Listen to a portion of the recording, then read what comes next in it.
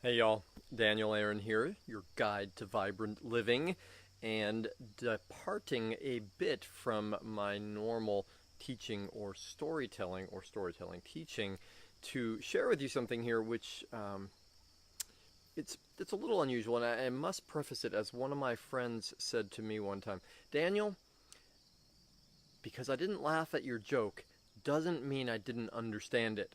So, if you don't find anything that I say funny, that doesn't mean that it's not. It is funny. Okay. Now, first thing, you probably heard this one. Stick with me for a little bit, though.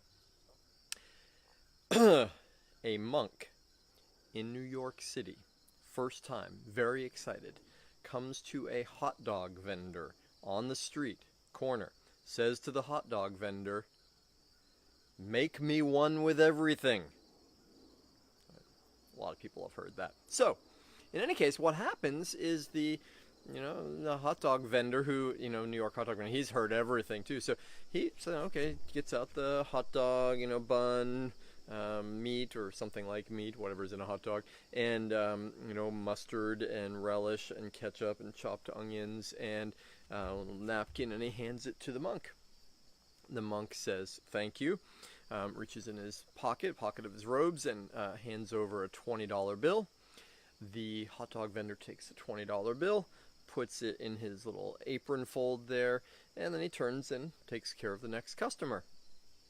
The monk, as you would expect, very patient, waits until the hot dog vendor is taking care of the next customer, and then the hot dog vendor turns and looks and sees the monk still there, and so the monk says, "Hey, what about my change?"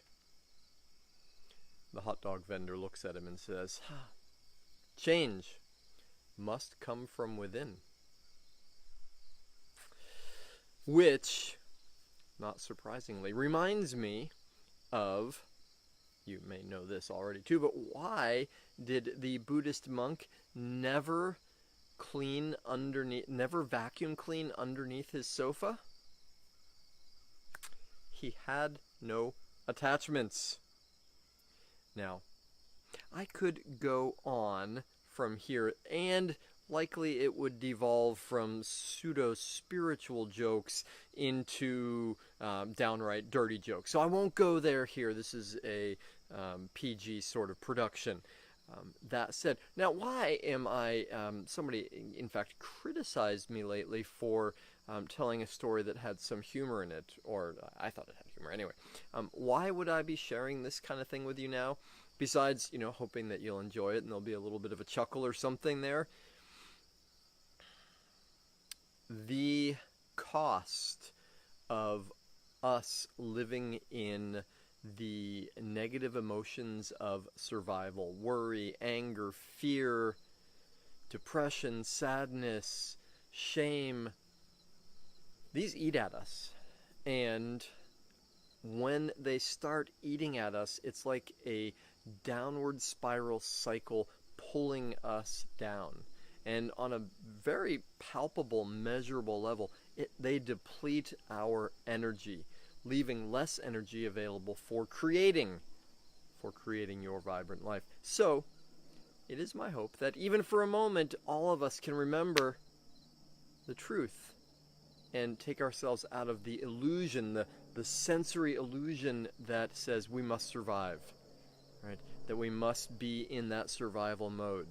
And remember a greater part of us that knows the truth, that in fact everything is perfect in this moment, even though on a physical human level there is much challenge and pain. On the spiritual level, it is all unfolding perfectly.